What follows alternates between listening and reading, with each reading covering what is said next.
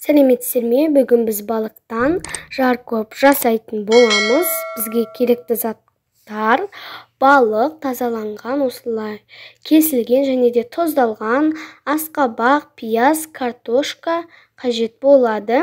Ең алдымен біз асқабақтарымызды турайтын боламыз. Және де турағанда дәу қылып тураймыз.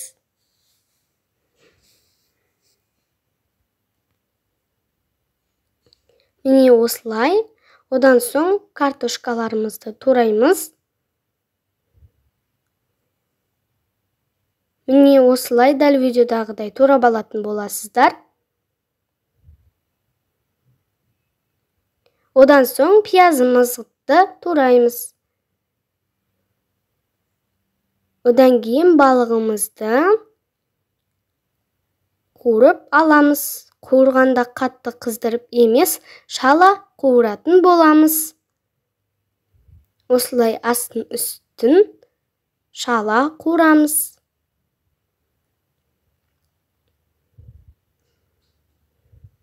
Міне біз балықтарымызды шала қуырдық. Осылай. Енді сүзіп алатын боламыз. Осылай майын сырқып.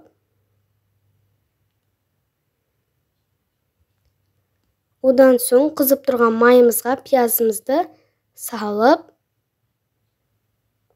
аламыз. Кішкене қуырмалаймыз. Одан соң үстіне картошкаларымызды салатын боламыз. Одан кейін асқабақтарымызды салып араластырамыз.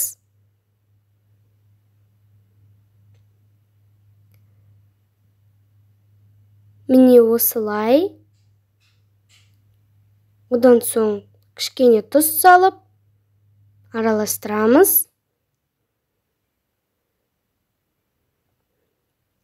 Кішкене лаваш жапырағын саламыз. Араластырамыз.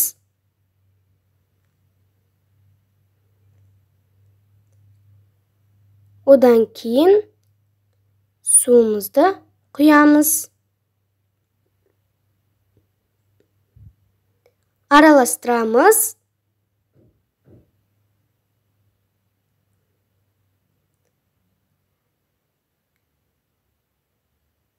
Одан кейін үстіне жаңағы шала қуырылған балықтарымызды қоятын боламыз.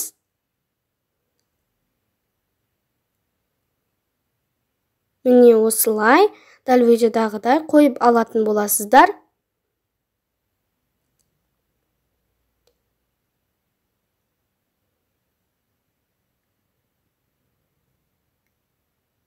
Бетін жауып 20-25 минутқа бұқтырасыздар.